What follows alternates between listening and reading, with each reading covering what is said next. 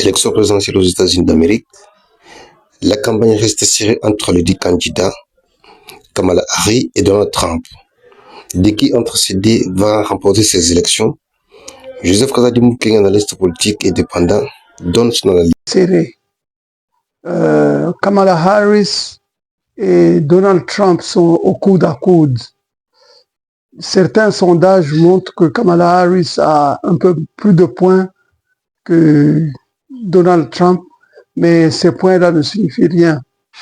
Lors des élections, il y a beaucoup de choses qui changent. En fait, on ne sait pas exactement, on ne peut pas savoir déjà qui va l'emporter. Mais moi, je pense que Kamala Harris va l'emporter. Pourquoi est-ce que je pense que Kamala Harris va l'emporter?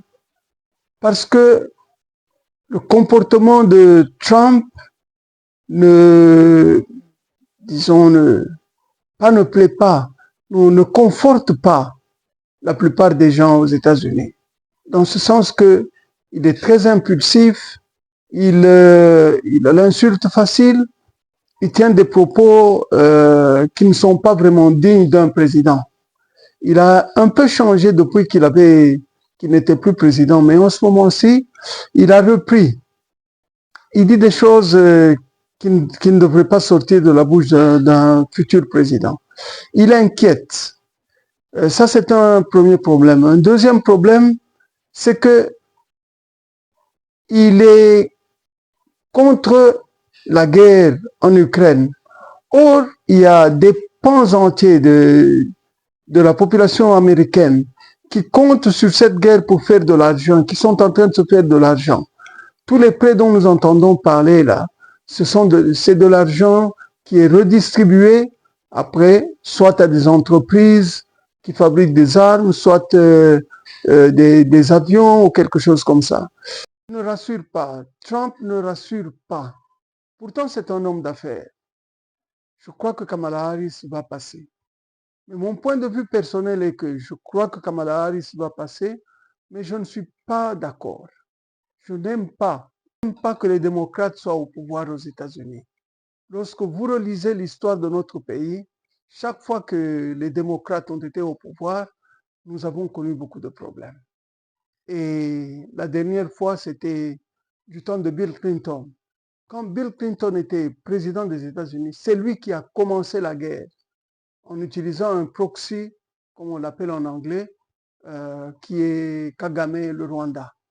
Mais c'est Bill Clinton qui a mené la guerre contre nous. C'est Bill Clinton et ses amis du Kansas qui veulent s'emparer des richesses qui sont au Congo. C'est connu des Américains. Donc, Joe Biden, quand il est passé au pouvoir, je croyais qu'il allait faire diminuer cette guerre au Congo. Bien au contraire, il a maintenu la guerre.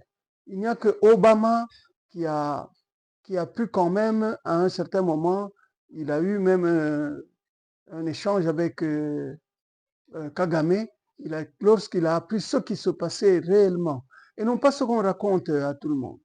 Quand il a su que c'était le plan de balkanisation qui était monté par des Américains et qui était mis en application suite à l'instruction du président des États-Unis, Bill Clinton. Obama a appelé Kagame et lui a dit « Arrête ce que tu es en train de faire ». Kagame n'a pas arrêté. Une semaine plus tard, Obama a dû le menacer.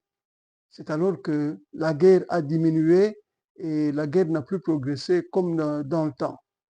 Donc maintenant, si c'est Kamala Harris qui semble ne pas avoir, je ne crois pas qu'elle aura beaucoup d'autorité en tant que personne. J'ai l'impression qu'elle va laisser les choses aller. Le Deep State va continuer à faire ses affaires. Et elle, ça sera pour la figuration. Dans ce cas-là, nous serons vraiment en difficulté. Et je ne suis pas d'accord avec la présence des démocrates au pouvoir aux États-Unis. Kamala, c'est de la figuration. Ce n'est pas elle qui va prendre les décisions, etc. Les décisions seront prises à un autre niveau par un groupe d'autres gens. Et ceux-là, généralement, ils veulent faire la guerre un peu partout, ou suivre ce qui se passe entre Israël et le Hezbollah. Ça n'est pas très bon tout ça. Donc, je ne suis pas d'accord avec Kamala.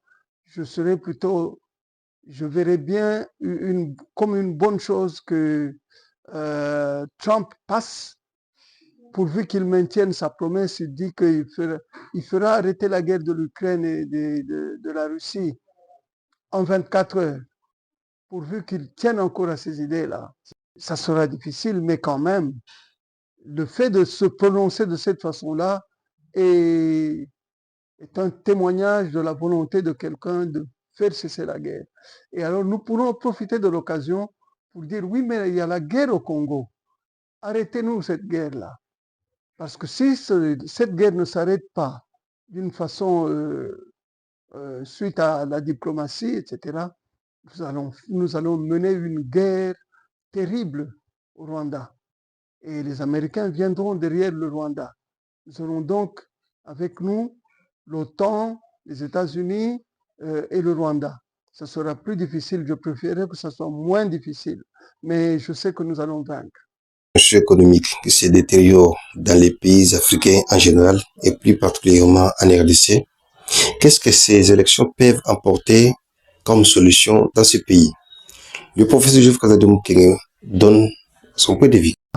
Si nous avons quelqu'un comme Trump qui ne veut pas qu'il y ait des guerres, etc., eh bien, ça peut aller.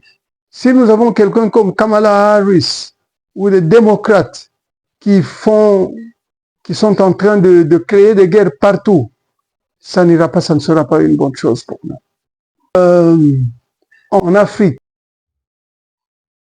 John Fitzgerald Kennedy avait déjà commencé, son idéologie, il demandait qu'on arrête de créer des guerres, etc.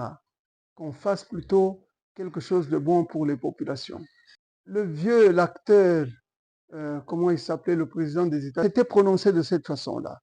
Donc il y a un démocrate qui avait commencé, et puis l'autre, le républicain.